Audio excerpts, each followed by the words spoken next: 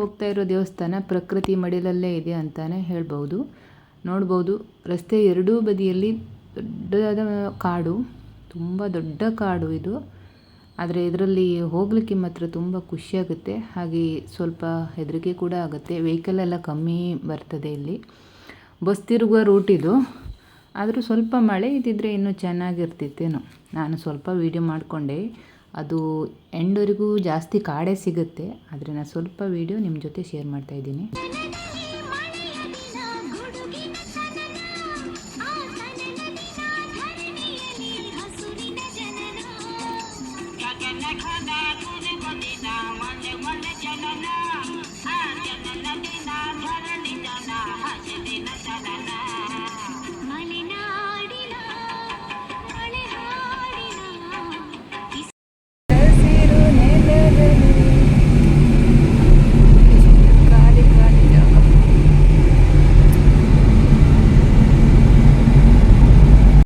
ಈಗ ನಿಮಗೆ ಗೊತ್ತಾಗುತ್ತೆ ನಾವು ಯಾವ ದೇವಸ್ಥಾನಕ್ಕೆ ಹೋಗ್ತಾ ಇರೋದಂತ.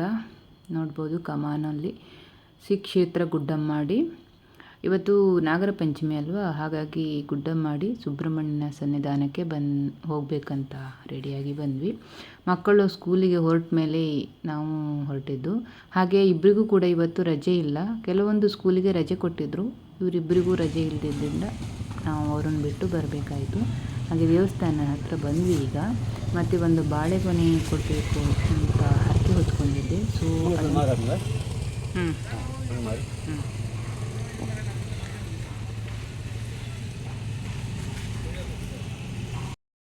ದೇವಸ್ಥಾನದ ಹೊರಗಡೆ ಒಂದು ಕಟ್ಟಡದ ಕೆಲಸ ನಡೀತಿದೆ. ಸೊ ಸೌಂಡ್ ತುಂಬ ಬರ್ತಾ ಇದೆ. ಹೊರಗಡೆಯಿಂದ ದೇವಸ್ಥಾನ ತುಂಬ ಚೆನ್ನಾಗಿ ತೋರ್ತಾ ಇದೆ. ನಾವು ಮೊದಲು ಕೂಡ ಬರ್ತಾ ಇದ್ವಿ. ದೇವಸ್ಥಾನದಲ್ಲಿ ಬಂದ್ವಿ.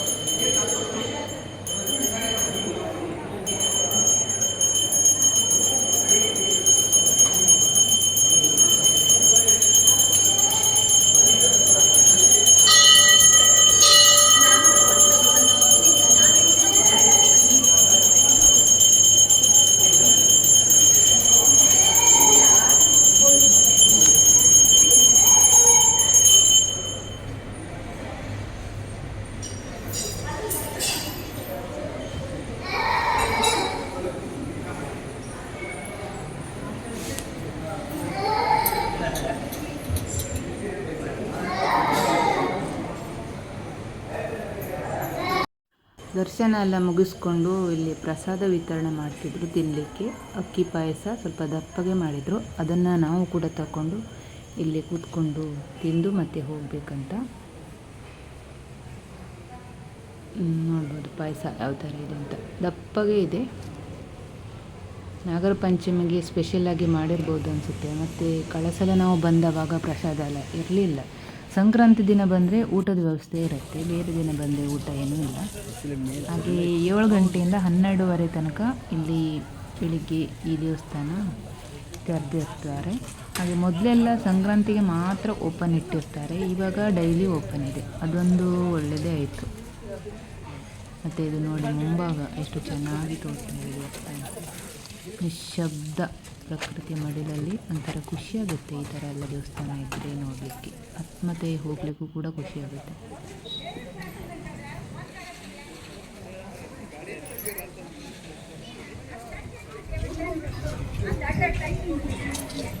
ತಿಂಡಿ ತಗೊಂಡು ಅಪ್ಪ ಮಾಡ್ತಿದ್ದು ಫ್ರೆಶ್ ಜಿಲೇಬಿ. ಜಿಲೇಬಿ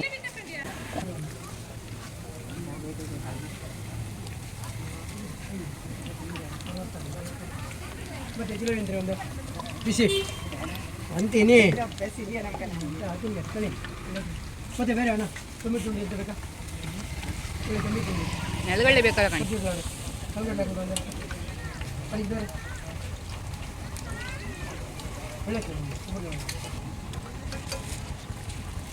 ಬನ್ನಿ ಒಂದು ಜನ ಕಳಿಸಿಕೊಡಿ ಬನ್ನಿ ಅಕ್ಕ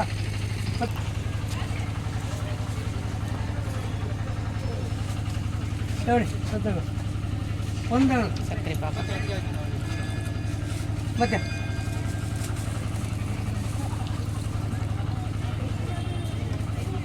ಹೌದು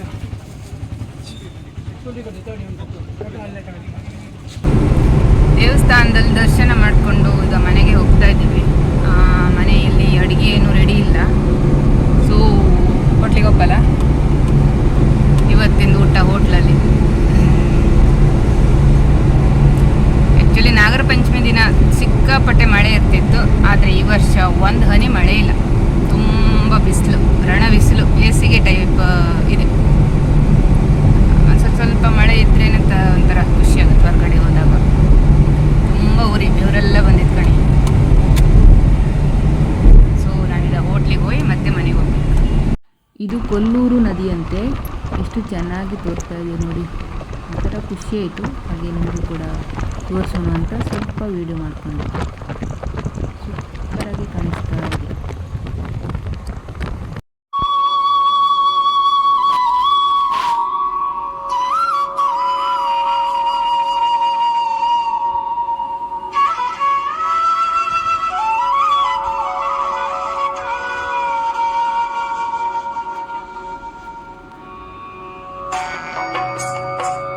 ನಾವೀಗ ಕುಂದಾಪುರಕ್ಕೆ ಬಂದು ಲಕ್ಷ್ಮೀನಾರಾಯಣ ದೇವಸ್ಥಾನದಲ್ಲಿ ದರ್ಶನ ಮಾಡಿಕೊಂಡು ಹೋಟೆಲ್ಗೆ ಬಂದ್ವಿ.